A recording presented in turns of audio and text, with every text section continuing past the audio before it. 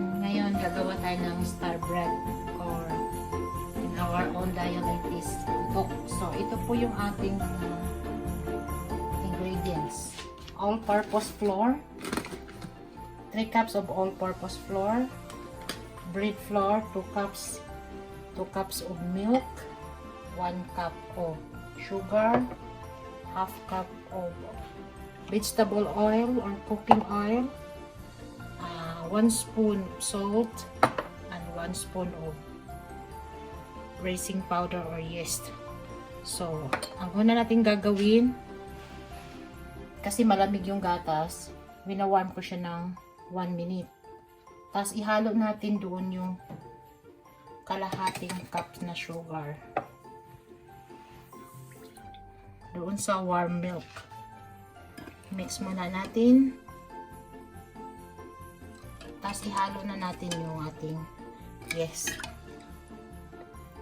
para maging active siya bago natin siya i-mix sa ating flour. So, iwanan muna natin like 15 minutes, saka natin siya ready na para ihalo sa ating baking flour.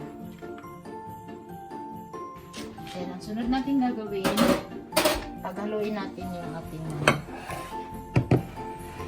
flour. Ito yung all-purpose flour na 3 cups. Ito yung 2 cups ng bread flour. So, pagkahaluin natin siya. Tapos, isama na natin yung ating sugar. Ang ating 1 spoon salt.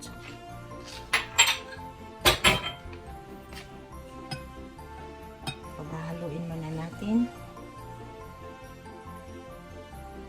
Tapos, ilagay natin siya sa ating machine, baking machine.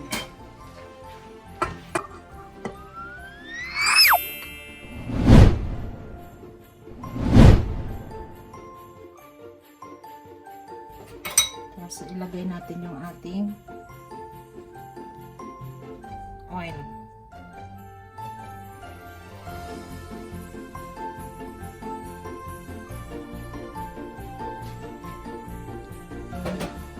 After 10 or 15 minutes, check natin kung masa na yung ating rice. Ayan. Pagka naging parang mabula na siya, so ready na natin siyang ihalo dito.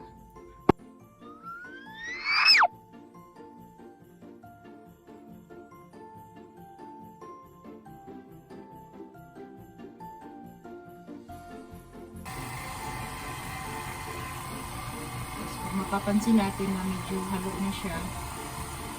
Natin siya ilagay sa medyo mabilis. Number 2. Right, hintayin natin mga 7 minutes siyang maghalo.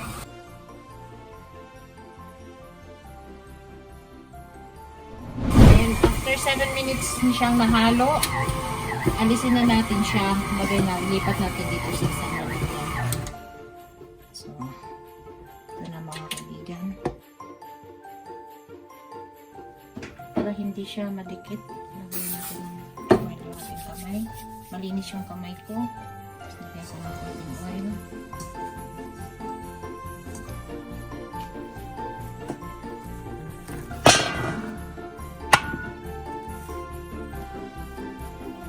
Asahin natin siya ng 1 hour.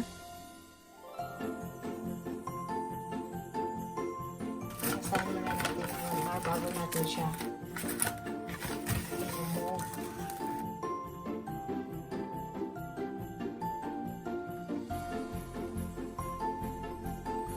Yan, iwanan muna natin ng 1 hour. Pabalikan natin mamaya.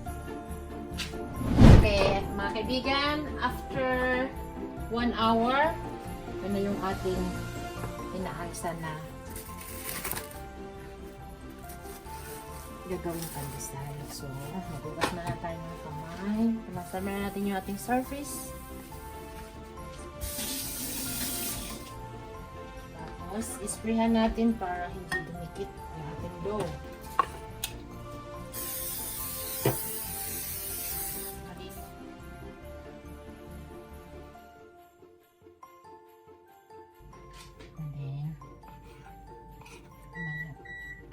Bibulugin natin.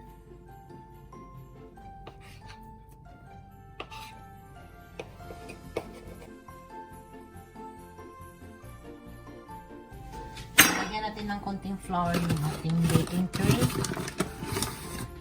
Para lang hindi siya dumikit. Ayan. Bilugin natin siya. Pangkain lang ito mga kaibigan, kaya hindi na natin siya tinitimbang. Pero kung pangtinda, may tamang bigat siya para pantay lahat. Ito pangkain lang, tansyahan na lang.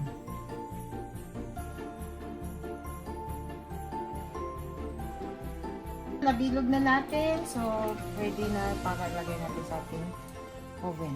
So, lagyan na natin ng design. Mamaya mag-form siya ng star pag naluto na.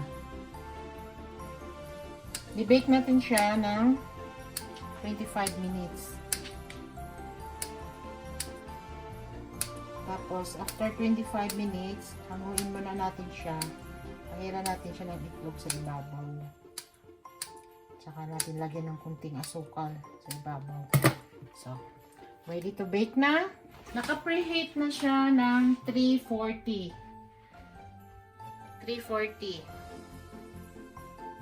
And after 25 minutes, hahanguin na natin siya. Pero papahiran muna natin siya ng itlog. Pahiran muna natin siya ng itlog sa ibabaw.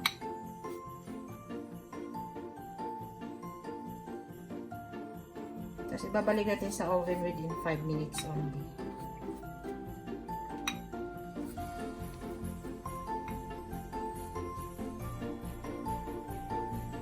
Lagyan natin konting asukal sa ibabaw.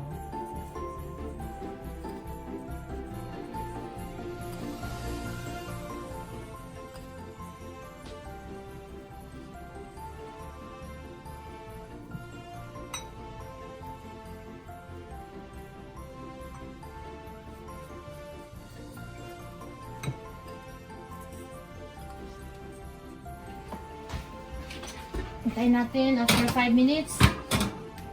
Hahanguin na natin siya. Okay mga kaibigan, ito na ang ating star bread. Ito na ang ating finished product. Ito na siya. Pwede na natin siyang kainin. Oh, ang bango! Yummy!